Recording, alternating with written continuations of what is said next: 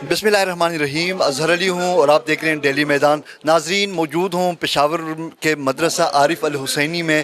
آج یہاں پہ اتحاد امت اور استحکام پاکستان کانفرنس کے عنوان سے ایک تقریب کا اہتمام کیا گیا ہے، جس میں ملک بھر سے ممتاز علماء کرام یہاں پہ تشریف فرما ہیں۔ اس وقت میرے ساتھ موجود ہیں اسلامی نظریاتی کونسل کے ممبر جو کہ اسلام آباد سے خصوصی طور پر آئے ہوئے ہیں، علامہ افتخار نقوی صاحب۔ ان سے بات کرتے ہیں اس پروگرام کے حوالے سے۔ آج کے دور میں سب سے اہم بات جو ہے وہ یہ ہے کہ مسلمان عالمی کفر کے مقابلے میں متحد ہو جائیں تاکہ وہ اپنی عظمت رفتہ کو بحال کر سکیں۔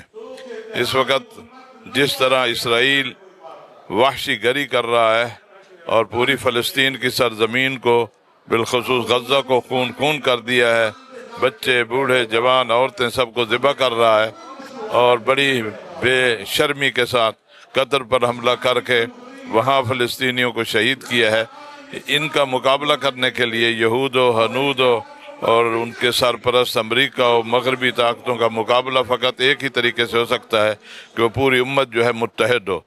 جس طرح آپ جانتے ہیں کہ یہاں بھی کانفرنس ہو رہی ہیں اور کل لاہور میں بھی تھا، اس انداز سے کوہاٹ میں بھی۔ میں سمجھتا ہوں کہ اس دور کی سب سے اشد ضرورت ہے اتحاد، یعنی شیعہ سنی فسادات بہت زیادہ ہیں۔ اس کے علاوہ اور بھی تمام مسلم ممالک ہیں، ان کے اندر بھی اختلاف پایا جاتا ہے۔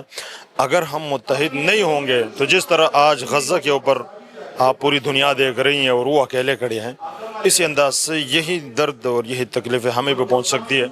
ہمیں چاہیے کہ ہم تمام مسلکی اور مذہبی اختلافات کو بالائے طاق رکھتے ہوئے ہم ایک دوسرے کے ساتھ کھڑے ہو جائیں، اس لیے کہ ہم ایک ہی خدا کو ماننے والے ہیں، ایک ہی قرآن کو ماننے والے ہیں، ایک نبی پر ایمان لانے والے ہیں۔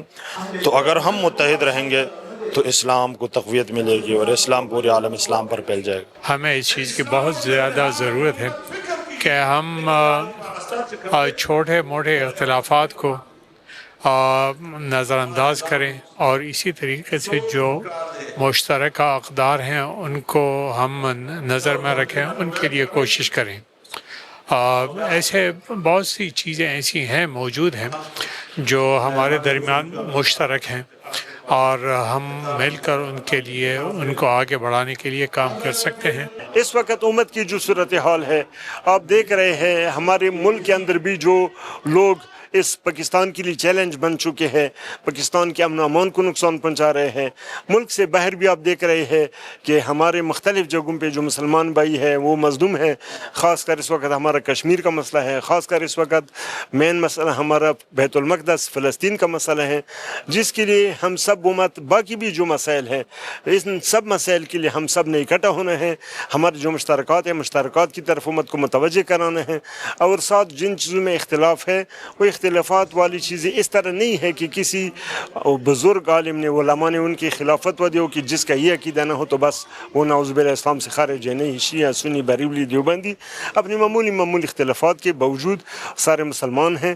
یہ سب اگر اکٹھے ہو جائے تو انشاءاللہ امید یہی ہے کہ ہم مشترک بات پہ اکٹھے ہو سکتے ہیں۔ مشترکات پہ جب اکٹھے ہو جائیں، جن چیزوں میں ہمارے تفریقہ ہے، تھوڑے بہت اختلافات ہیں، وہ اتنی بڑی نہیں ہے کہ جس کی وجہ سے کوئی کافر بن جائے، تو انشاءاللہ ہمارے اتحاد اور اتفاق یہ دشمن کے منہ پہ زوردار تمانچہ ہے، اور انشاءاللہ اس طریقے سے جو انسانیت اور خاص کر مسلمانوں کا مشترک دشمن ہے وہ شکست کھائے گا۔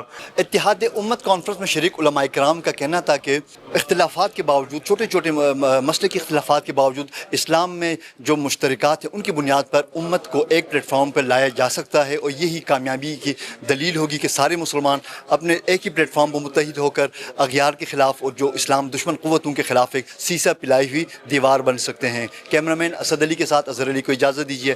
اللہ حافظ۔